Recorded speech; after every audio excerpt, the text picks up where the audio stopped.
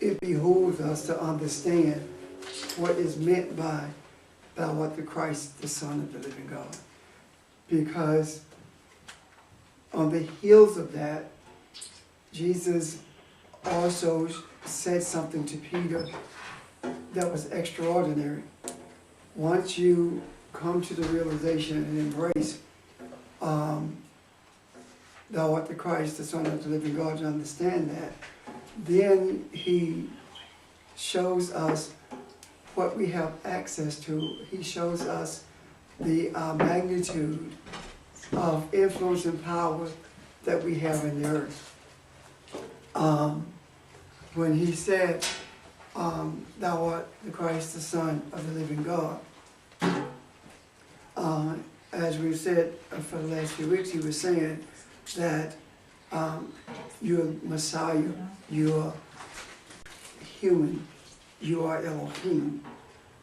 So what he was actually saying, identifying rather as Messiah, is you have the ability to bring to fruition that which you were sent to bring. Even though you are a human, you are also Elohim. Now, when Jesus responded to that, he responded to that by saying,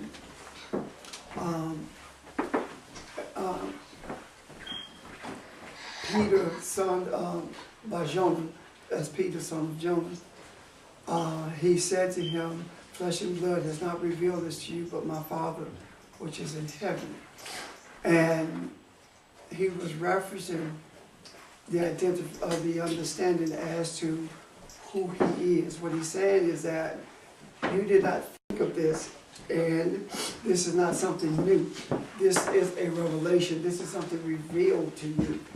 The reason I say that is because to reveal something means to uncover it.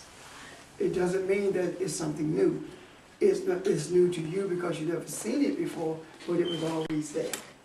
Okay? Then, he says to Peter, Simon Peter, he tells Peter, upon this rock I will establish my church. He says to Peter, I will give you the keys to the kingdom of heaven, and whatever you bound on the earth will be bound in heaven, whatever you loosen on earth will be loosened in heaven. So the binding and loosening are the powers and abilities that is granted when we come to, not granted, but realized when we come to understand who we are. Because if you really think about binding and loosening in relationship to what Jesus was doing in the earth, binding and loosening is talking about being able to override the laws of nature or the laws that are set in motion by the universe. What laws are those? When Jesus healed the sick, he overrode the laws of nature because diseases would either end in death or they would run their course and you would be healed from it by virtue of your body fighting it. So he overrode the laws of the universe. When he walked on water, he overrode the laws of the universe. When he appeared, when he was 12, and the crowd sought to stone him, and he got away from them, vanished more or less. That's overriding the laws of the universe. That's binding and loosening. And he was saying that when the keys to the kingdom of heaven is talking about, you have the authority of the enlightenment of heaven. So that's giving them an authority. What is the enlightenment? The enlightenment is understanding the laws of nature that are in place, understanding the principles that the Creator intends for us to live by, and the principles by which everything was established. Got it? Now, what do you mean by build my church if, church wasn't really what we think church is? What he meant by that was, I will establish the group. The group meaning a group who would rise above the common religious practices and begin to embrace not only who they are, but also begin to manifest the abilities and the powers that comes along with knowing who you are.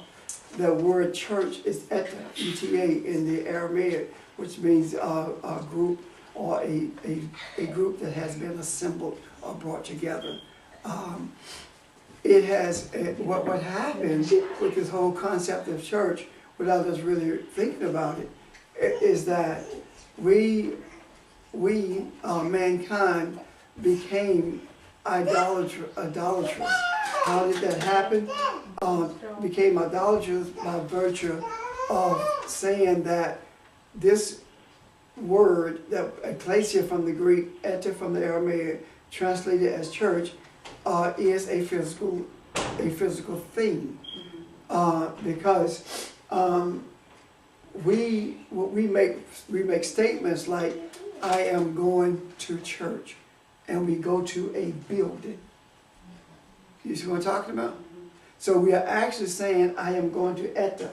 I'm going to the thing that he established. He did not establish a building. We don't say that we make statements like, well, we're the church, but we don't really believe it because we don't act it out. We don't act out these principles, and we don't say, I'm going to learn more about my Creator, about myself. We say, I'm going to church, which then we pass a building and say, did you see the church down the street? So church is very rarely referenced as the powers and abilities to do what Jesus did, or that group who has the ability to do what Jesus did. As a matter of fact, even the people who say that the people are the church, do not understand binding and loosening, do not understand how to manifest, or that they can even manifest the powers and abilities that Jesus manifested. But they are not just available, but they are who we are. Those abilities and those powers, that's who we are. We're the essence of that. And you would say, well, how come things don't change when we desire them to change? The reason they don't change is because we don't understand the principle of binding and loosening. And even if we do, when we do understand it, we have to embrace it as a reality and not as an exercise in academia or not as a religious practice, but as a reality. And when we do that, that is when we're able to bring into manifestation these powers, and then we began to understand that what is meant when the statement is made, my word will not return to me void, without doing what it is established to do. When we realized that and embraced that, then we began to bring into manifestation all of those things that are necessary for the enhancement of mankind.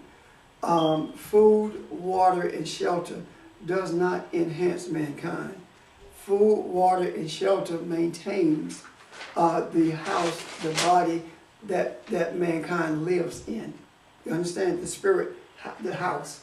What enhances mankind beyond anything else is realizing that it is Elohim.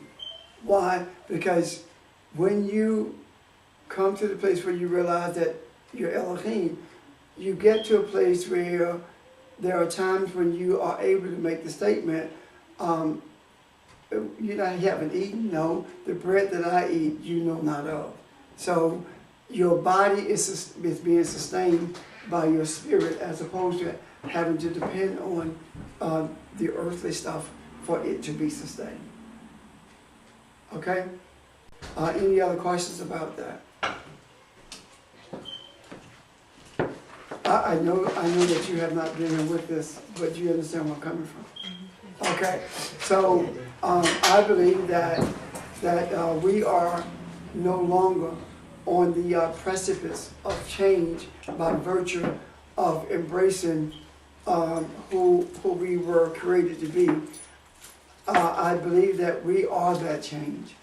When you're on the precipice of something, it means that you are at a point where something is about to happen. Nothing is about to happen. It's already taken place. Did I see your hand, Sheldon? Okay. Yes, I wanted to connect that with what you were just talking about just now in regards to the church and the church being a place. This thing that we're talking about, the idea is you're not observing anything as much as you're subjectively experiencing what it is that Jesus is talking about. And so that connects directly with this change you're talking about, because when you're waiting on change, you are waiting basically for something external outside of yourself, or outside of your control to change, versus you being that change, and you are the agent that actually decides to change it. You are the agent that changes it. So as soon as you say that it is changed right then. You determine that. And That's it. Go ahead. I'm sorry. Go ahead. I'm sorry. No, that was it. When you make that statement, see, no one who has the power to change things changes anything unless it costs them something. Because those who have the power to change things are very comfortable where they are. And they lose sight of where they came from. When we embrace this idea of who we are, that's when change begins to take place, because we are the change. It doesn't take place until we acknowledge that. You don't have to walk around talking about who you are. You don't have to tell people. If you have to tell people who you are, then you are not that. Does that make sense? Mm-hmm. I said to my Monday night class, I said to them, I said, help me, let me explain something to you. After the thing took place in Baltimore, I said to them, South Carolina had to be the first to prosecute for killing African American males. That's why the breaking of the slave started with the African American male. Break the will of the male, you can control the population. And that's what they did. So now this is a resurgence in that, but just in a different way. And I said to them that if there is no indictment or prosecution in Baltimore, I will not teach on Monday night anymore. I guarantee you that there will be an indictment. Otherwise, I won't teach again. And they were like stunned. But look what happened. Why did I say that? Because I felt it was necessary for this to be the point where everything pivots. What I mean by that is this. We have this sense of we just got to talk about the Bible, but we can't talk about other things. It's one thing to talk about it from a political perspective, but it's another thing to talk about it from a spiritual perspective. Jesus dealt with the politics of his day from a spiritual perspective. He did not vote on a party. He did not organize a political party. He changed things because he recognized who he is. The thing that's most notable to me was the kids took it into their own hands. I'm going to make some statements from Obama to the last African American who was elected to office. None of them cared anything about the kids in the inner city. None of them. What Obama has taught us, if nothing else, no matter who occupies the White House, nothing changes. Nothing. That tells me if it doesn't happen from, if it doesn't spring from those who are seeking truth, there would never be change. The people who are elected officials, African Americans in particular, are more concerned with protecting their positions than they are with bringing people out of poverty. The mayor of Baltimore is phony, and I know this is being recorded. She knew before this happened what was happening with the police force. She knew before this happened that they needed jobs in the inner city. She knew before this happened that there was poverty in the inner city. But all of a sudden, we gonna jump on this bandwagon. It's funny to me how these kids rioted. If they had not rioted, there would not have been anything done about this. Because this is not the first time that someone has died in police custody. They've been paying out civil lawsuits. And that's what this was going to be also. If those kids had not burned that CVS, nothing would have happened. They only talked about the CVS being burned. Did you notice that? Because it is a national chain. Money. And there are those who said that rioting is not productive. I don't believe that rioting is right, but I don't believe that oppression is right either. And Freddy Douglass said that those who would be free must rise up and strike the first blow. Now, that riot took place just long enough to bring attention. And since then, there's been no more rioting, but there have been all these African American politicians trying to jump on the bandwagon of these kids because they see the change. Now you have these quote unquote civil rights leaders who want to be in front of the cameras. But those ministers in that area are doing something that I think should have been done a long time ago. They are saying, we didn't do this, the kids did. Our kids made this change. To reference kids who are rioting because they're sick and tired of being sick and tired of going through the motions of living when they're simply existing, to reference them as thugs says, it says that you really don't have a handle on what's going on. The thugs are the ones who signed and supported NAFTA that took all the jobs out of the communities. The thugs are the ones who supported that 1994 crime bill that Bill Clinton signed. Bill Clinton, with 2 signatures on NAFTA and the crime bill, with those 2 signatures, he did more damage to the African American than slavery. With slavery, you knew what you were. With those 2 bills, you thought that you could make it, but you couldn't.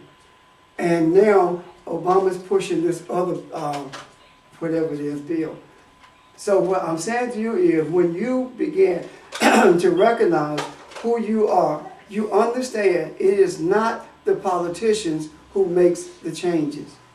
It's the people who open the door to change, and you infuse it with light so that that change can be implemented. You understand what I'm trying to say here? That's what Jesus did. He infused light into open doors so that change could be implemented. That's what we do. He told, look at what happened when Paul and Silas went to Antioch. For 2 years, they taught in Antioch. They infused light into that place. And what did they say? They said, the people at Antioch said to Paul and Silas, you are messiahs. You're messianic. You have brought light and change to Antioch. That's the essence of what was being said. But what did the church do? The church said that we will call Christians first at Antioch. That's not the truth. That scripture clearly says that they were, meaning the people of Antioch, were influenced by the Creator to recognize Paul and Silas as messiahs. That's what Christian means. So, the word that was, one word that was mistranslated, I was trying to remember it, that takes that away, called. They were first called, I'm not looking at the door, I'm just looking at it in my head, okay. They were first called messiahs at Antioch. Called is the word, if you translate it, if it had been translated correctly, it would have been translated as being influenced by God or being shown by God that these are messiahs. That's what that word called should have been, as opposed to being translated as called. And even the Greek gives something close to the correct translation of that word. So it is imperative that we understand the door has been swung open by virtue of our desires to bring an end to the most horrific thing that the earth has ever experienced, racism.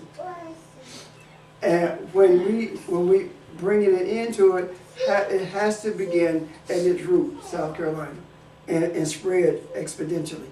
And I am saying to you today that the first blossom from the root of change is Baltimore. That's what I'm saying. And it is no coincidence that it is a generational thing. Even the state's attorney is a young girl, a young lady. She's not seasoned in that she has been indoctrinated into the system. She is extremely brilliant. She comes from a law enforcement background. Her husband is on the city council. I mean, all of these things are there. Why? So that you cannot say that she is anti-police. And she's feminine energy. And she's feminine energy, birthing something positive. Now, there are those who say, well, it was so awful for Freddy Gray to die. Understand something. There are always casualties, but more important than that, there has to be a catalyst of horrific proportions before people will stop and take note. If it's not catastrophic, no one pays it any attention. And there have been people who died more horrific deaths than Freddy Gray. Absolutely. Repeatedly. Absolutely. Year after year after year. His just happened to be the seed that germinated this time. Yes. And see, nothing happens before season. Nothing. Nothing happens before the time. And when we talk about change and how we influence change by bringing enlightenment into the earth, when we talk about those things, we also talk about we are not trying to shape it. We're not trying to time it. We just let it be. And none of us knew that this was going to happen. The door was open for whatever happens to happen. It just so happens it was Freddy Gray. Why wasn't the 12-year-old kid in Cleveland, who the police shot, 2 seconds after they pulled up? How come it wasn't that kid? Why was it? We don't know why it was yet. Anyway, we may know, we may never know. It doesn't matter, but it happened. So when you hear people like John Boehner saying that there is a problem between the African American community and the police, and it must be dealt with. That's change in process. When you hear people who are staunch conservatives talking about how this 1994 crime bill affected disproportionately African Americans, and it must be changed. Even Hillary has jumped on the bandwagon of 1994 crime bill being changed. It has to be because of the disproportion way that it affects minorities. This is the other thing. What people are not looking at, most of the jobs that were taken out with NAFTA were jobs that African Americans worked. So poverty was created. And people, some of us who are African American, we are comfortable. And we sit back and say things like, they shouldn't have done that in terms of the riot. But guess what? You don't know what they were experiencing. When people get tired, they strike out, they strike back. There were no fraternities in those communities talking about helping males move beyond the depression that they experience every day. There were no groups formed to save our children. Those kinds of things were not evident until this. There has not been a movement that has risen so quickly since, well, actually in the 60s it didn't rise this fast, because, I mean, within a week or less, you had people all over this country in every major city doing this, marching, protesting. And Elijah Cummings said that 81 congressmen had come to him and said to him, this could be my city, we need to do something about this. That's what I'm talking about. We have to continue to influence this.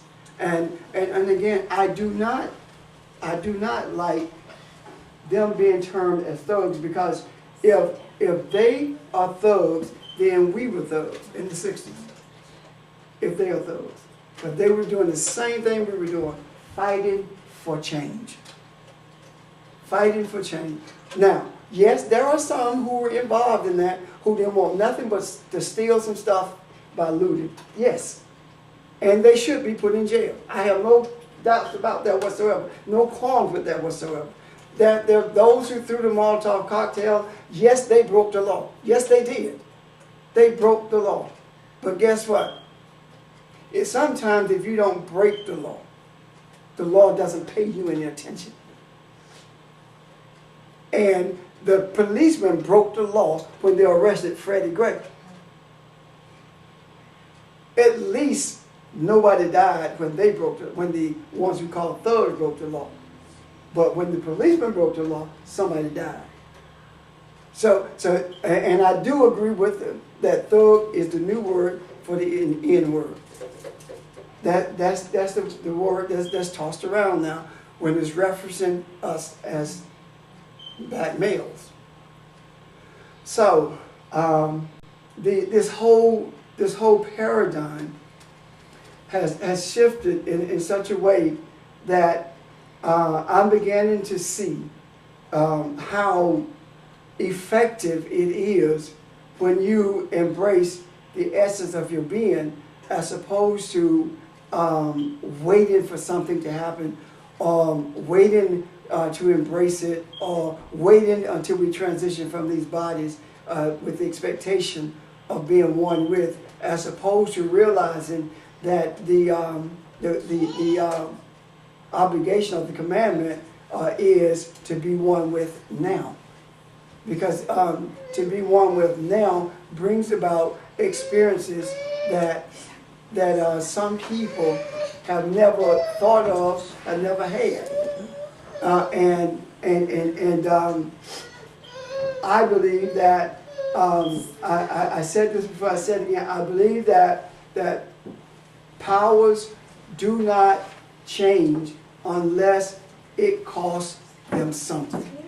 People in power don't change unless it costs them something. And when it began to cost something, in this particular case, money, we began to see change. Now, then there are those who say that you're burning up stuff in your own community. Keep in mind, they don't own nothing in their community. Nothing. If they would burn up their own stuff, they wouldn't care. Nobody would be trying to stop that. They don't own nothing in those communities. And what happened is, at one time they did, but the same thing happened, it's happening there that's happened in DC. Gentrification is taking place. When I was in DC, they started talking about urban renewal. And we said that urban renewal means inward removal. And that's what urban renewal, nobody paid us any attention. People thought we were crazy. When we talk, and all these so-called civil rights leaders were pushing for urban renewal. And we were saying urban renewal means inward removal. And it happened. They were selling houses for $1. And they were getting a loan to rehab the houses. Now the tax base goes up. People on the next door can't afford to pay the taxes. And they were not grandfathered in. And we could not, the people there could not buy the houses for $1 because you had a specific time that you had to rehab the house and they couldn't get the loans to rehab it. So these things were purposely done. These things were orchestrated. This is not something that happened haphazardly. These things were planned. And everyone knows within the next 5 years, DC will have self-rule. Have what? Self-rule. They will be able to, Oh, yeah. they will have it within the next 5 years because the Caucasian population will outnumber the African American population. They're going to have it. Now, we know how things happen. I remember when we couldn't even go into Prince George's County without having a problem with the policemen. But what happened with urban renewal, they pushed all of the African Americans they could into Prince George's County. And just left them hanging out there. See, the history is what I guess we have to understand. There has always been an effort by the U.S. government to impoverish African Americans. Abraham Lincoln was the first president to allow African Americans to get jobs in the U.S. government. And when Woodrow Wilson came into office, he terminated all of it. And that was the major source of employment in the district. And it is to this day. Now you make more money on K Street, but the primary employer in the district is the government. The U.S. government, there's documentation that crack cocaine was introduced to Los Angeles by the U.S. government. There's always been an effort to impoverish. And there are those who say, why is it that you blame the government? They didn't have to take the drugs. We're talking about kids. Now, who introduced kids to drugs? Who? Their friends. Other kids. Man, take a kid. You know, that's usually what happens. Not all the time, but the overwhelming majority of kids are introduced to drugs by kids. So when those kids were influenced to take crack, to sell crack, they grew up to be adults who had crack habits. And their children grew up in poverty. So I say all of this to say to us that a breaking point, I do believe, a breaking point has been reached. And the light of this earth is not just the sun that's shining. The light of this earth are the seekers of the light from the other world. Are there any questions about this? Okay, and I know I've been talking nonstop for a few minutes, but I'm very passionate about what I'm seeing in relationship to what's happening, maybe.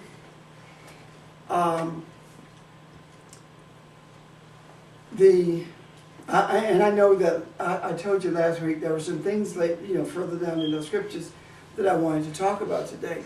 However, Janice identified the elephant in the room, so we just dealt with it. When there is no reason for anyone who knows what they're doing by virtue of infusing, bringing into this realm light, there's no reason for anyone to let anyone know what they're doing. Because this is not for notoriety. This is not for a name to be on the marquee. This is not for books to sell. This is all for the enhancement of mankind. That's what it's for. This is not about being known. Jesus says, tell no one. Did he not?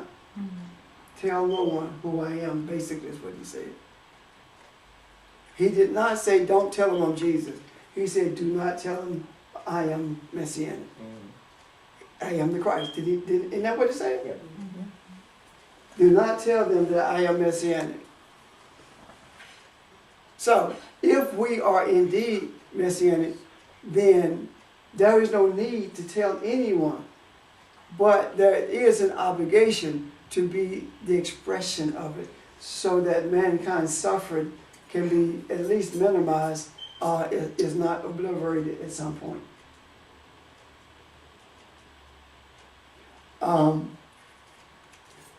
And the question may be, why is it that Jesus didn't get rid of the poverty in the earth? I don't know. Next time you talk to him, ask him. God, I don't know why he didn't do it. It may very well be that he wasn't supposed to. It may very well be that you were supposed to. I think it's for the very reason why we aren't all, why do we have to all come to the awareness that we're all human? Yeah. Why don't we just change all of us? I mean, it's that same basic, fundamental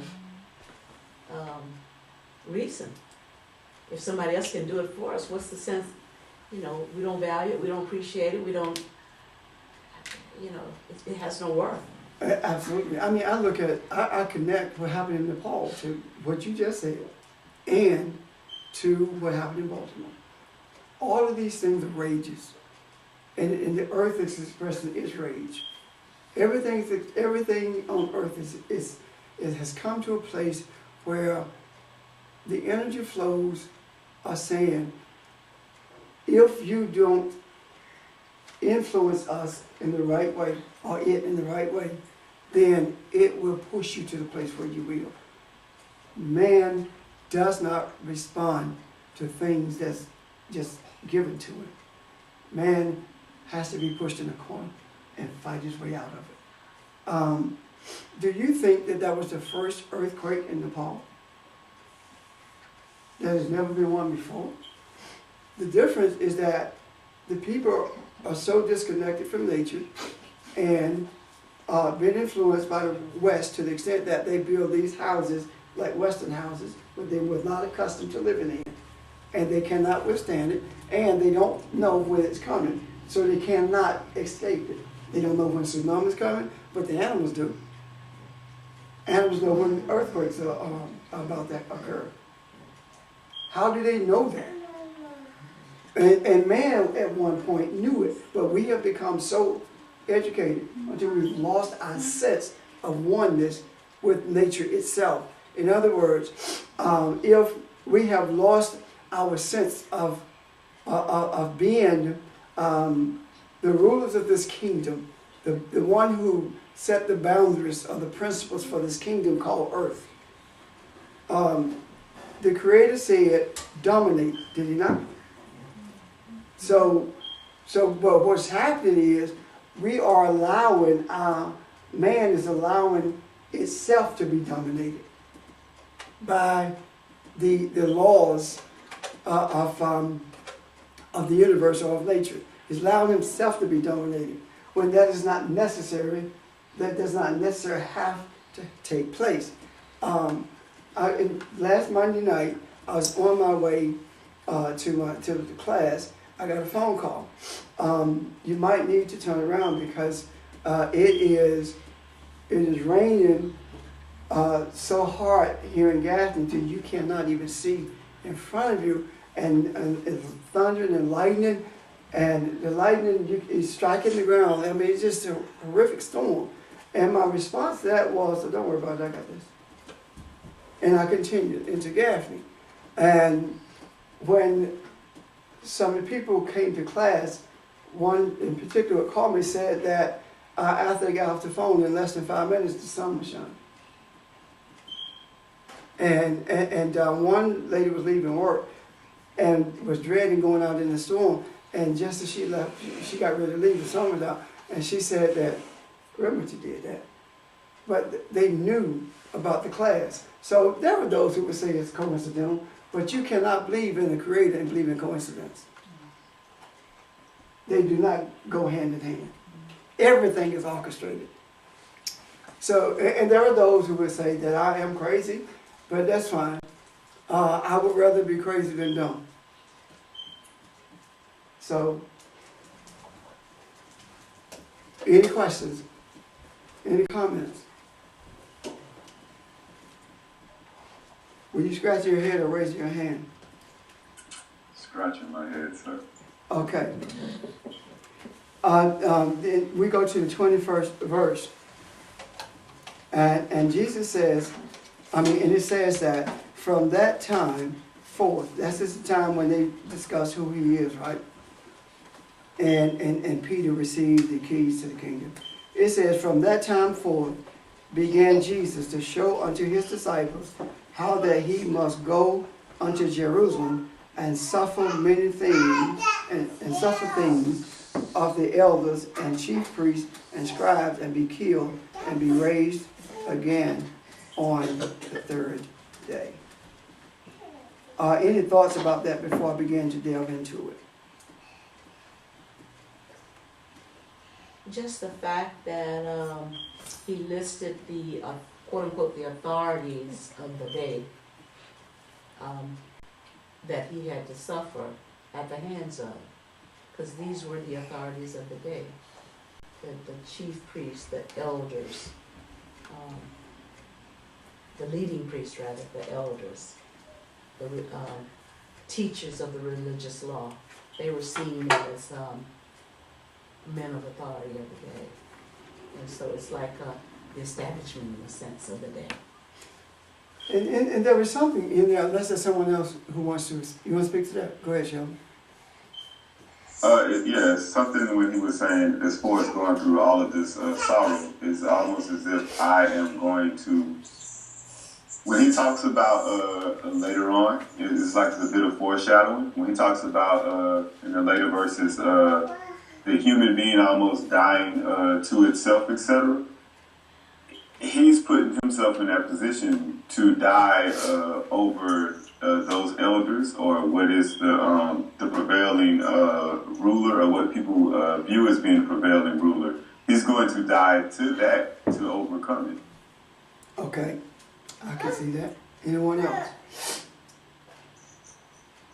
There's something missing there.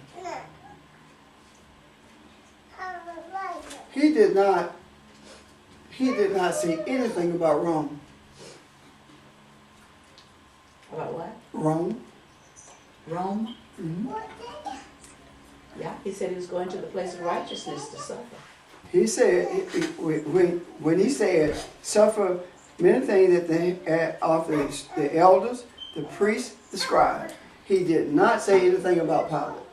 He did not say anything about the political government itself. Not one thing. Even though the Jews thought that that Messiah was coming in order to free them from the yoke of Rome.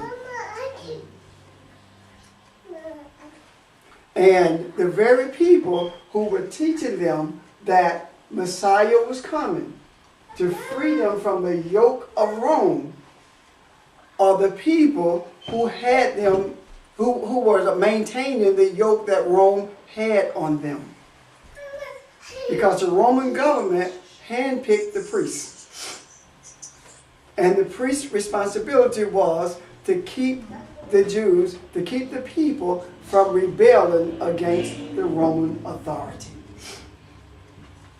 And if indeed we have been shown in these previous verses that we have discussed that who we are and the abilities that we possess or that we are, the powers that we are, the authority that we have, if indeed this is true, then there is a message here. And the message is, don't bother yourself with the governmental powers of this earth. The focus is on the religion. Why? Because it is the religion that has people in bondage. It is not necessarily the powers of this earth. Because spiritual manifestation trumps physical manifestation every single time. And let me put a pin in it and say this. That is one of the reasons I have come to believe that if you are not voting in a local election, you're wasting your time when you vote. And the one who convinced me of that is Obama's presence in the White House. No matter who you put in there, nothing changes. And when you vote for U.S. Congress, when you vote for the U.S. Senate, when they get in office, the only thing they do is protect themselves. They don't do anything for you. Well, it doesn't, but the bottom line is, it really doesn't matter what the color is of the person who's wherever they are. That's the point of him being in the If White the House. root of the issue is, if the issue is the reality is a spiritual, if the spirit is reality, everything else is not. Suppose then, Barbara, that the reason that Obama had to be elected, suppose this is true, is to show people that regardless of who's there, nothing changes. This is not your savior. This is not your source. Against all odds, Barack Obama, Barack Hussein Obama, against all, the name itself means he shouldn't have been elected. The color of his skin means he should not have been elected, but he was. Suppose it was simply to say, okay, you have your king. You have your soul. Now what? So go back to your root. It's the same as the Jews asked for a king. Yes. Same absolutely. kind of scenario. Absolutely. Give us a king. Give us a king. You have your king. You have your soul. Now, understand something. Yes, you have your soul, but what you need is your David. And I believe that people are beginning to see that from the roots of the spiritual, connection or essence came deliverance from a physical slavery, not from the physical manifestation of it all. And I think I touched on that when we talked about the states that were not, that the Emancipation Proclamation did not apply to, but they were slave states. And the slaves were freed anyway because of the people whose hearts were changed as a result of the war. Sheldon? Yes. What all of this implies is Jesus going to, air quotes, die to the priests and their prevailing thought or that prevailing religion or idea of spirit. It is directly connected to slavery because it's the idea of being pushed to a point where you're forced to act, but then the example being given that prevailing thought you cannot die to, essentially. Because Jesus never really died to it, but he showed that it's for us to take the disciples to another place or to take, to lead as an example. I'm I'm trying to figure out how to explain it, and I see it directly connected to the Baltimore thing, even with the kids going to act. So usually when people are in an oppressed situation and they're pushed and pushed and pushed and pushed and pushed into the point where they're forced to act on their own, which is the same thing that you're talking about right now in regards to Obama showing that same exact idea, is to be pushed into the point where you act upon yourself, but then when you're acting upon yourself, you're acting out of something that is much greater than that thing that you have become passive to the entire time. But in actuality, you cannot die to it, and is once you stop becoming a pacifist to it, and you become greater than human, which Peter was afraid to do, is when you start to realize that same thing, or that same point, or then that same thing that Jesus was trying to get his disciples to realize. Does that make any sense? It does. What I see also is that Jesus is saying, when you become the manifestation of righteousness, you're going to suffer at the hands of religion. The very people who you would think would be supportive or open to what you see are going to be the ones who's going to hurt you. These are the ones who's going to kill you. These are the ones who are going to seek to destroy you. But have no fear, because the truth will be resurrected at a period of divine completion. 3 days, the third day. So Jesus is in this particular verse is making sure that the disciples understand, just because you know who you are, it does not mean that you don't suffer. It does not mean that you're not going to have to stand toe to toe with those who are in authority from a religious perspective. And that's very evident, because if you notice, he doesn't say Simon Peter, he say Peter, took him aside and rebuked him. Now, Peter is on a roll here. This is not separate from Jesus saying to Peter, flesh and blood did not reveal this to you, but my Father which is in heaven. This is on the heels of that. So now Peter think that I'm the man, I know some stuff, because I saw this. So now he's saying, he feels like he can rebuke him for the things that he was showing them.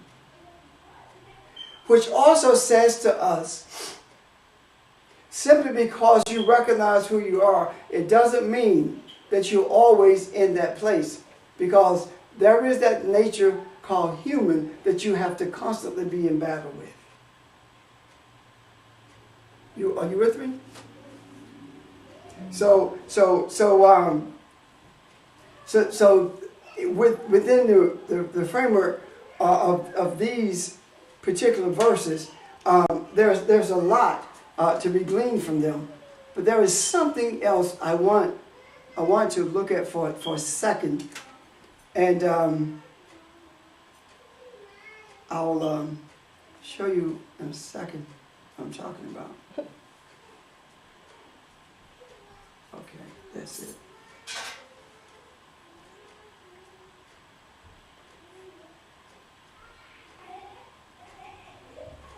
Where is it? Where is it?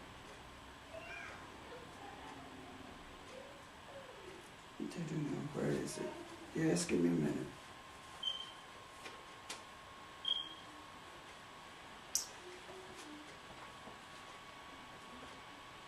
Okay.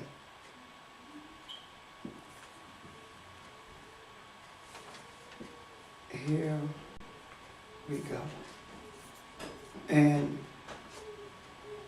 after the second day, right? That's when the firmament was separated. On the third day, God said, "Let the waters under the heaven be gathered together, and unto the place, and let dry land appear." And God called the dry land earth, and the gathering together of the waters called he sees, and God saw that it was good. And God said, let the earth bring forth grass, the herb yielding, etc. And the earth brought forth grass, etc. So what happens is, suppose that what Jesus is dealing with on this third day relates to what happened on the third day in Genesis of creation. What happened on that third day was a development or laying the framework for the physical earth, for this physical realm that we're in.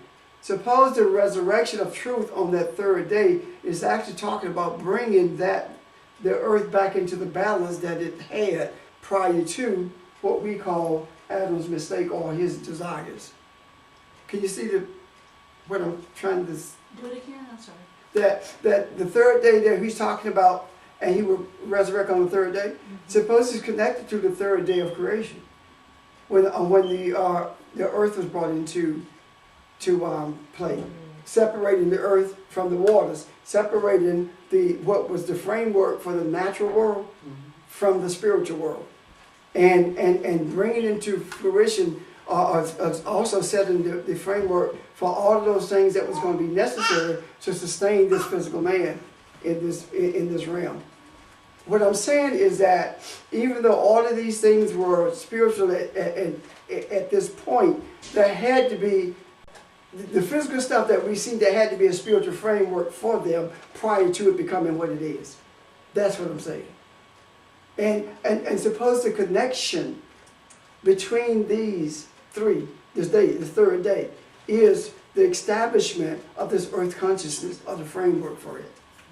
So that the resurrection, with Jesus saying he will be resurrected, it's not about Jesus, the man, the body. It's about the resurrection of truth. And if we look at that in Philippians, it talks about the resurrection. When it talks about, Paul said, what do we give for the to experience the resurrection? It's talking about the resurrection of truth. So when truth is resurrected, the earth consciousness and heavenly, a spiritual consciousness are balanced. It doesn't mean that they're one that is 50-50. It just means that they're balanced with whatever it takes. Because when you look at the seventh day, that was a pause. And the seventh day was a pause for what? Seven is the number of man completion, natural completion, right? Yeah. When man reaches natural completion, or he thinks he's there, then that's the time for him to pause on the seventh day and recognize the Sabbath. In other words, reflect on who you are, where you came from, your origin, who sustained you. Can you see the correlation? So I don't think that these numbers are here without cause. That's my point. I don't think they're here without cause. I think they're here to point us in a direction to help us to understand that when you are manifesting righteousness and you come under attack by the religious authorities, do not fret, because the truth will be resurrected in due time. How does that truth, how is this truth resurrected, rather? How is it resurrected? When you are killed by them. What does it mean to be killed by religion? When religion feels like it has destroyed you, that you exist no more, it is at that point that the resurrection takes place. So when religion perceives that it kills the physical, the reality of the spiritual, there's a framework that's already been set in motion in Genesis, which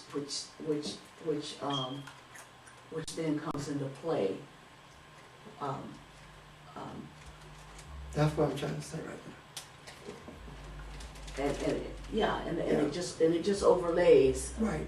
and all those things, everything just repetitively overlays. The spiritual is always the first. It's more real than anything else. Everything physical is sort of like a repetitive of all of that spiritual fundamental structure that's already been put into place. So if you look for that, what is it, that blueprint of the spiritual, that's it. everything. And what does that do? What it does, it eliminates the whole concept of coincidence. It also tells us that power doesn't concede anything. Earthly power does not concede anything. It manipulates everything. But you don't buy into it. You don't submit to it.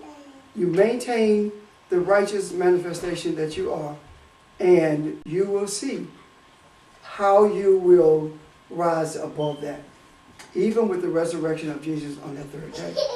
And when this resurrection takes place,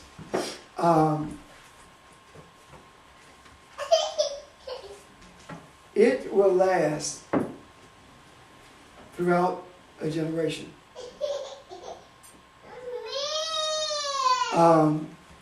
It would last beyond a generation. It would last to a point where man has the opportunity to see clearly how he is to be, how he is to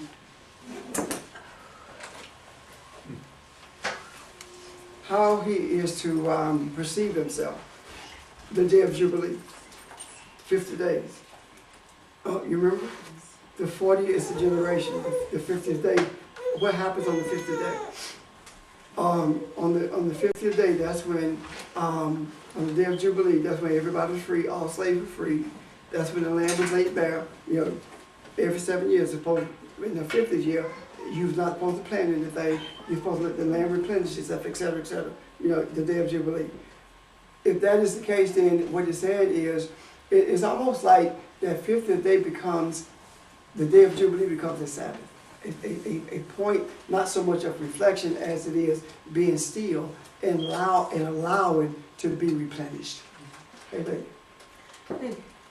does that make sense? It is Yeah, a Sabbath like a year. renewing. Yeah, it is. Yeah. It is a Sabbath year. Go ahead. I didn't see any point in it. So, no, I was just thinking what you were saying just now. With the, I don't want to say yielding, but with the making yourself vulnerable to that particular, to the priest and everything, you're also implying or asserting that you are more powerful than it, as if you have more strength, if that makes any sense, because you are not, you're facing it. You're not just going along with that, with the priest, if that makes any sense. You're defining them. Yeah. And that's what's happening. See, this is the other thing. You don't have to be in the church, or you don't have to be in the synagogue to defy them. The defiance is not standing toe-to-toe debating anyone. The defiance is changing the rules of the game.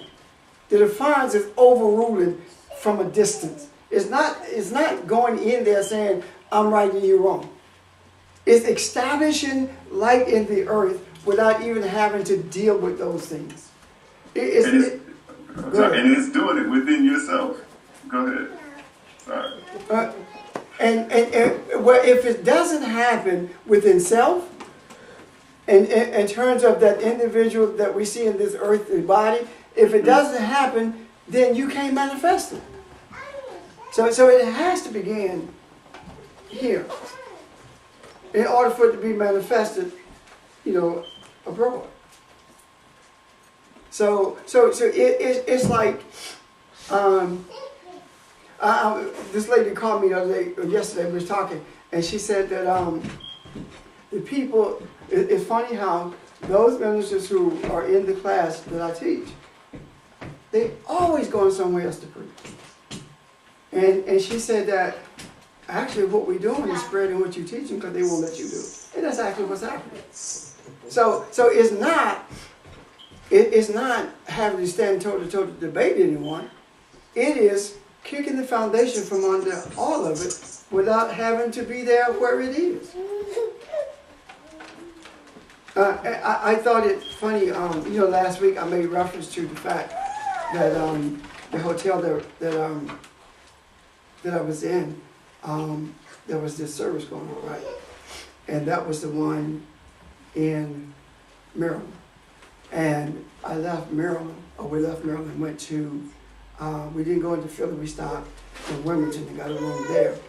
And there was a service going on in that hotel also. And so I stopped. I said, okay, do I need to do it? Why is this happening? And I did not feel that I was supposed to have gone in there as much as the influence of it just by the presence itself. So that's kind of what I'm talking about. You don't have to go into the room in order for the room to be influenced by your presence. That's what I'm saying. Understand?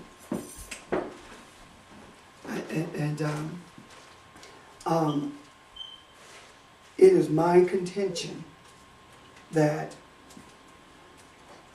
regardless of the circumstances that we experience that we see with our eyes, earthly of course, and experience with our emotions, that is not what's real. Eyes are deceptive. Emotions are selfish at times.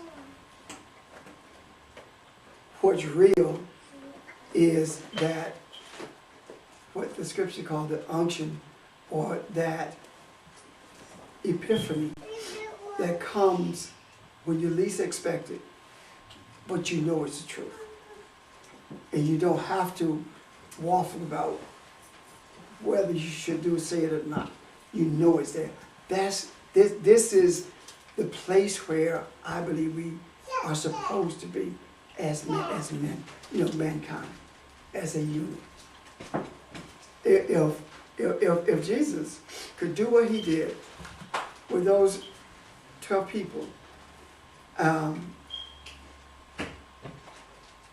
what more can be done with the access that we have to spreading light?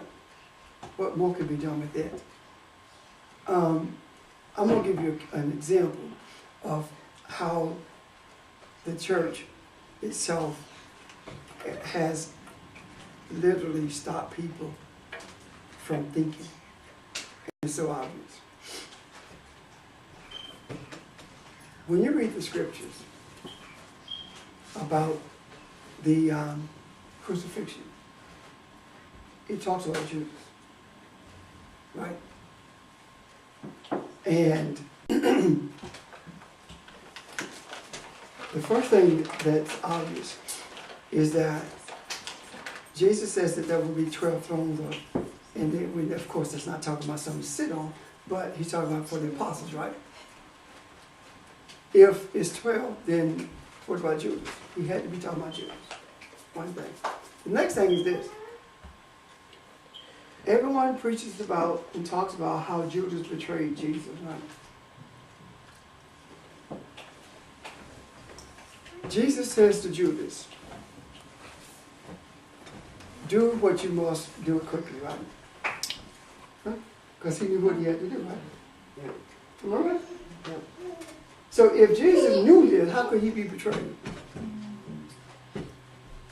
Well, betrayal is something you don't see coming, so. Right, so he saw it. So that word translated as betrayal has to mean something else. But people don't think that far. It's like when you get into somebody open the book and start reading was there or been translated there, automatically your process is shut down. People just don't think anymore. How can you be betrayed if you know what's coming? That in itself is enough to say, you know what? I need to back up and rethink this stuff. So the suffering that Jesus is making them aware of is not sickness and disease. It's more than that. It's not being crucified upside down or being flayed. It's more than that. suffering is being indoctrinated to the extent that you don't think for yourself. Suffering is feeling like the whole world is against you, and there's nothing you can do about it. Suffering is, I hate to go to work because I don't like the people there, or I don't like what I do. That's suffering.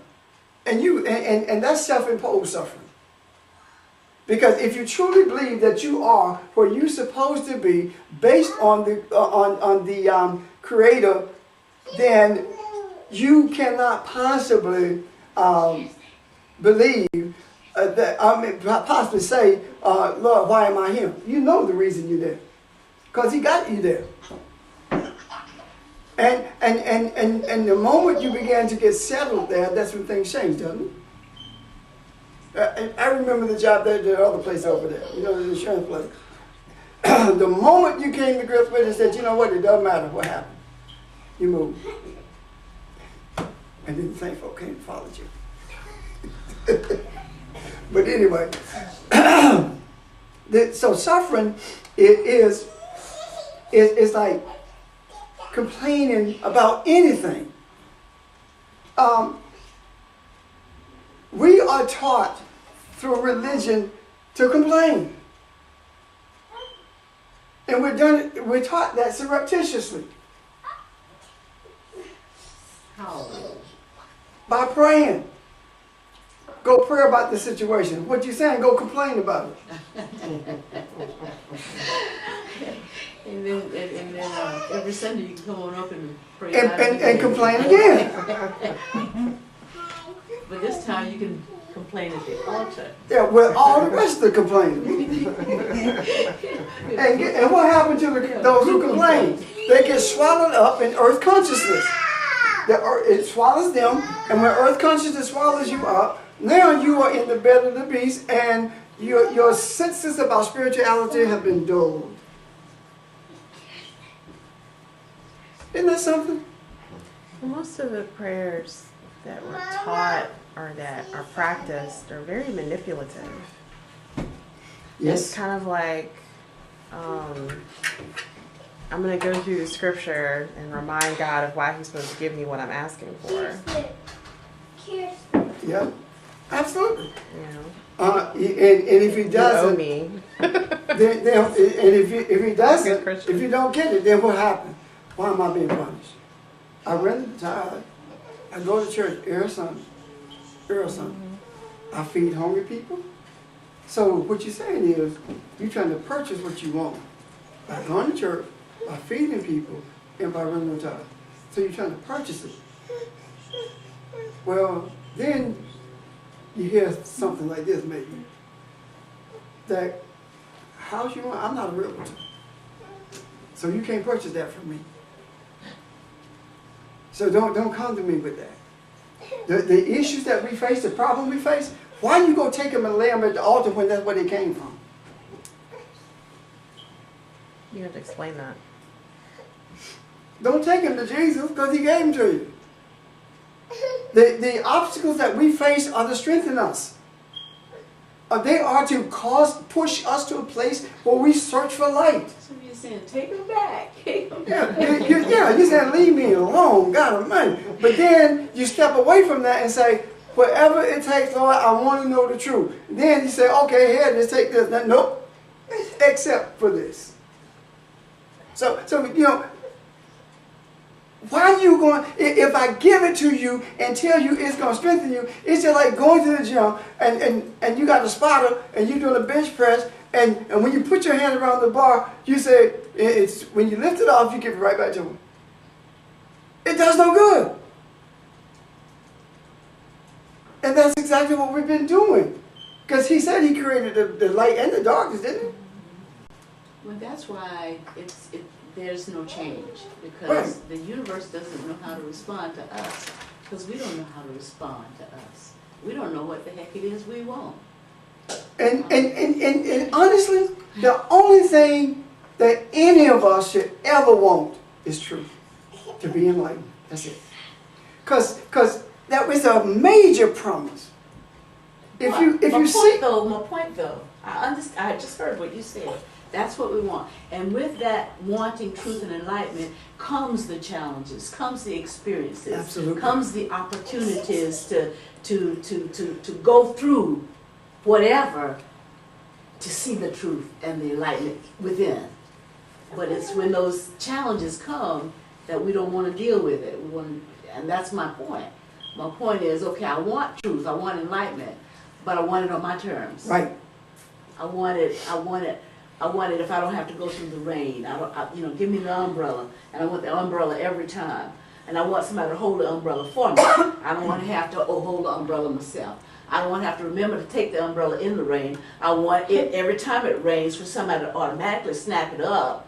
I want all these things, and I want all of these conditions around whatever the challenge is.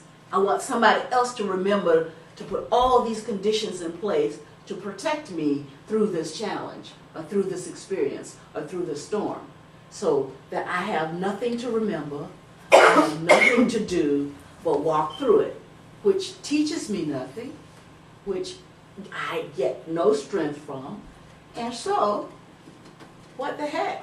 I learned nothing from it. And receiving enlightenment without struggle, without pain, without suffering is just like walking in the rain expecting not to get wet. I don't get It's anything not like gonna that. happen. That's the point. It's not going to happen. I wonder why me? Why didn't I get anything from it? So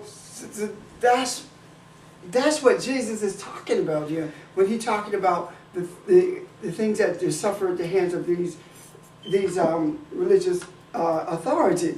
You're righteous and you go through all these things, and then what happens? You don't have enough faith. That's what the religious authorities tell you. You got to trust more. Religious authorities tell you that you need to fast and pray, and then you get this. That does not happen. You need to go to the mourner's bench, and then you need to That's just a thing? dance in the spirit and shout and holler. We said, baby, I didn't realize that was a thing. yeah, it was anyway back in the day. You need to. You see, you're in your church, folks, so y'all know that. That was Like the more bench the for mourners? Methodist church, wasn't It was. See, I was a crossover. Was it for people who were grieving? No, the mourning So confused. for you to get saved. And you kneel down and you moan. Yeah. Oh, Mourners mourners. Day. Because I thought you he said can mourners. it? He did understand say even your mourning. He can understand your mourning and your what is it? Your mourning and your something. There's two words there. I was never Methodist. Oh my goodness. No, it's in the Bible. Is it the moaning? Unless you. Do people actually moan, or do they just sit there quietly? Yeah, moaning. Yeah, but they actually had one in St. Paul too, and it was a Baptist church. But then St. Paul had Methodist. Yeah. I'm just trying to understand. He's just added an R. Okay, did you understand me, Bob? Yes, I did. Okay, the It's etymology a of the generational word. thing. Did she understand me? It's a word.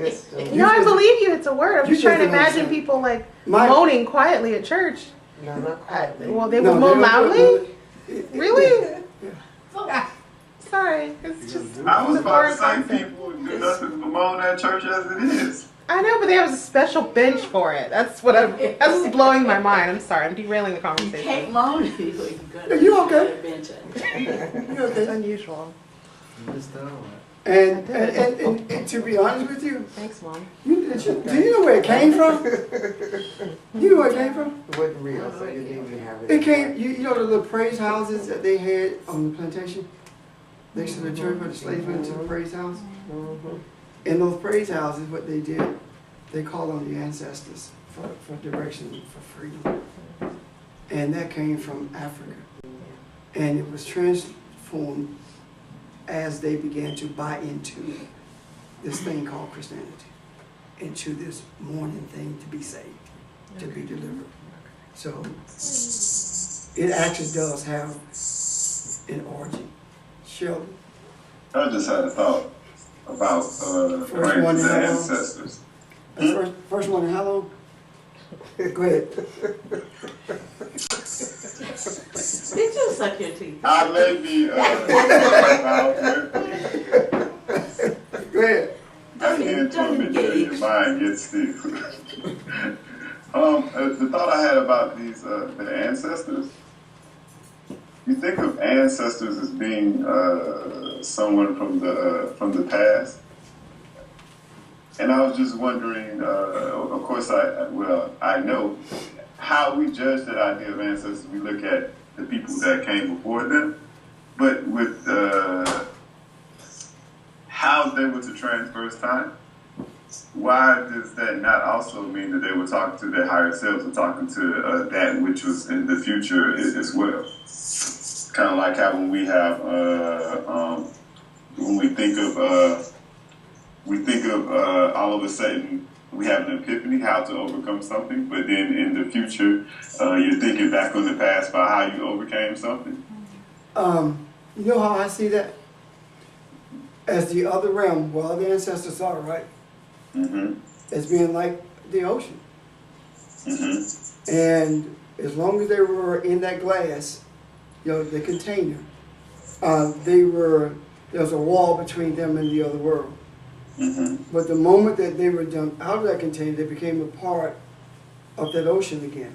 So what you're in search of is that personality that was in that glass that you knew. So that's the portion that you're seeking for the understanding that you desire. And what you're actually getting is the benefit of not just the personality that was in that glass, what we call a body, but you're benefiting from everything that's attached to it now. Can you see that? Mm-hmm. So that's how I see the other world being, like that vast ocean. And then what we do in order to bring us to a place of reverence in relationship to the Creator, glasses are constantly being dipped into that water, and it raised up, and as they do that, one may be in a different kind of glass than the other, but they're still glasses, so they don't look the same, and we call them humans. But then one day, someone comes and remembers from the other side and seeks to understand more about it while in this glass. And when that happens, more enlightenment becomes, and the walls of that glass become thinner and thinner, so that now the separation is not as much as it was, until it gets to a place where, in the case of Enoch, the whole glass the walls just melts away, and there are no more. That's how I see the other world and the ancestor thing. You didn't watch Deep Space Nine, did you? No. There's an alien on that show who he was a shapeshifter, and on his home world, I guess like the sort of base shape that he had was formless, more like liquid, and the home world was this entire ocean of all the other shapeshifters, and they would typically exist in that liquid form in communion with each other. And so there's this whole storyline of like his loneliness and being separated from the rest of his brethren because he couldn't be part of that pool and be in communion with the rest of his people. That's the same thing. Mm-hmm. But that's how I see the whole thing as being. And at some point, there has to be enough glasses whose walls become thinner because of desire to be one with that light. I think, Janice, what you said when you said lonely, I think that may very well be one of the subconscious motivating things that propels us toward this light, or causes us to embark on this journey to be in light. A loneliness that we can't quite put our finger on it, so we call it a hunger. So I believe that well, let me tell you something. There was this person who who had not been with their biological mom since they were 6 months old. But when they were about, I guess 10, 11, maybe a little bit older, they described this lady who came to them and said, "I'm your mom." And they described the lady to the T. And had not been with them since they were 6 months old. So how did they know that? That indelible impression that's there, something was uncovered there. You see? I wonder if, what would happen if we were to look at babies in a different light and not see them as being undeveloped humans. Suppose we were to look at them as being a bridge between us and the other realm, and recognizing that they are highly intelligent. They're not communicating in this earthly realm right now, but they are still communicating with the spiritual realm and can sense things that are right or not right, and can have the ability to alter the course of things if we understood how to properly communicate with them. Wouldn't that be amazing? Because I cannot believe that a baby is born with a blank slate, just unintelligent, with no connections. Because who they talking to when they got that little Far off look, yeah. start giggling and carrying. Yeah. So I can't help but believe that there's something there that we are missing, that we miss, and that we need to have a sense, have a desire, just like we don't want to try to shape the future, not try to shape what they can see or can't see, what they understand or don't understand. Just let it be what it is. How much would we learn simply through, for lack of a better term, infusion from them? Joe? Yes, what you were talking about with the glass, and Janice talking about the shape shifters, I think is going back and forth. You are not a drop in the ocean. Yeah. You are the entire ocean in a drop. The babies realizing that they're the entire ocean in the drop, and that's where their eyes or their experience is, versus that thinking that you're a drop in the ocean, and we've said it many times, not just becoming isolated, but having a narrow view of, or a cutoff form of experience. And then I also wanted to connect it, since we're back to a biblical standpoint, when you and I and everyone was talking just now about going into those prayer houses, that essentially what they were doing as they were going back to become the ocean in a drop, tapping into or actively experiencing or being, I guess you would say, the Holy Spirit. Yeah, okay, I can see the essence of that. Because it is, for all intents and purposes, separated from what we see. And I think that that idea of the Holy Spirit, at some point we probably need to see that differently, or drop that whole word holy, because it simply means to be separate from. And it has been given to us by the priests, the scribes, etc., religious authorities, as being something that's reverenced. When in essence, that's not what it means at all.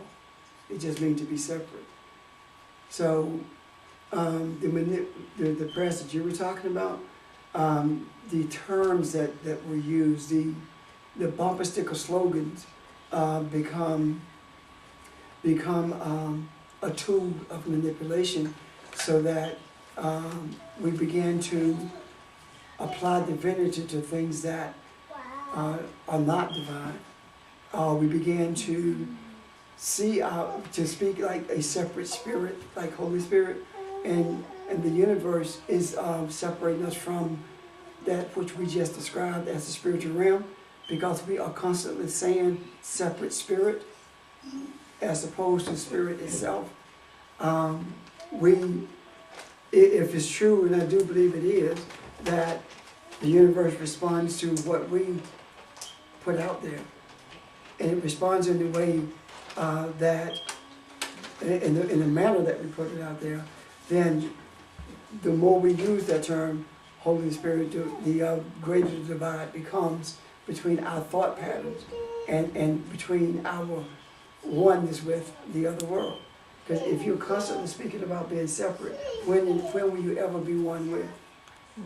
I want to connect that to something that you said when you first started off with the same exact concept when we were talking about change, and saying it is going to change. And if you are the agent of change and you say that something is going to change, automatically implied that something is going to change is that it has not changed yet. Where when you are that thing, the entity that determines the change. So it is your responsibility to change that thing, but you're saying that it's not changed. So it's as if you are the one that is causing the stagnation, so to speak. And the same thing we're talking about right now, the same concept with the Holy Spirit, so separate from the Spirit. Right, okay, and I can see it, because if I had said, I'm going to handle this in terms of the storm, right? Instead of, I got this, a little bit, are you falling? I got a crap in my leg. Oh, okay, I'm like, oh my God, what's going on? Okay. You want some water?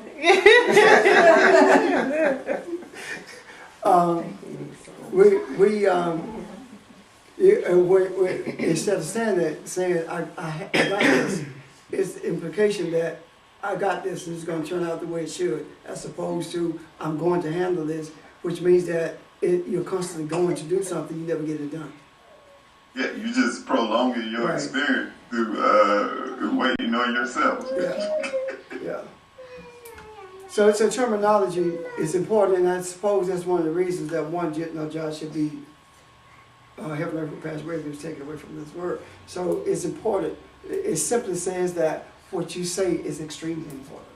Extremely. When your thoughts determine reality, and that's where your power lies, then you need to start becoming mindful of your thoughts, which is your power and your tools of creation. Absolutely.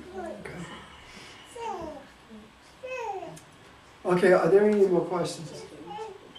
Or are there any comments? Because if not, then we're going to stop here until next week. And